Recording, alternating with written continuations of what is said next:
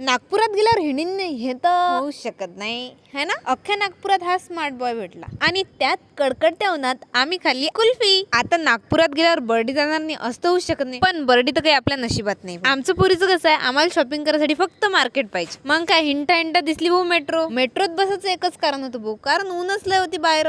काय करणार माणूस. आपण तर सरळ साध्या पायऱ्याने चाललो, आपल्याला तर काही इलेक्ट्रिक पायऱ्या जमल्या नाही. मग काही विचारू नका, जसं मेट्रोचं दार उघडलं भाऊ बाहेर निघायची इच्छाच नाही करे. मस्त हाईट असं वाटत होतं मी कुठं हवेत उडत आहे. मस्त. आता तुम्हीच सांगा, पहिल्यांदा मेट्रोत बसल्यावर मी फोटो नाही काढीन, मी सेल्फी निघीन.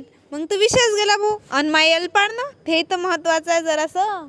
जेवढं मेट्रोत घुसाची खुशी झाली त्याच्यापेक्षा डबल दुःख बाहेर निघायची झाली भाऊ. लवकरच स्टेशन आलं. आमच्या मुलींचं कसं आहे, आम्ही आमच्या मतलबची जागा बरोबर शोधतो भाऊ. रिझर्व्ह बँक भेटून गेली आपल्याला. तुम्ही ज्या गोष्टीपासून दूर पडताना ते तुमच्या मागं नक्कीच लागते, जशी की ऊन. आता खरं सांगतो हे अर्धीची ऍक्टिंग नाही आहे, रिअल मध्ये करताय. जेवढं हिंडलं ना, फक्त इथंच पाणी भेटलं म्हटलं. काय माहित नागपुरात पाणी नाही का. तर आता नागपूर हिंडायचं म्हटलं नसतं का पैसाच खर्च करायचा भाऊ, पैदल हिंडून पाहू म्हटलं जरासं.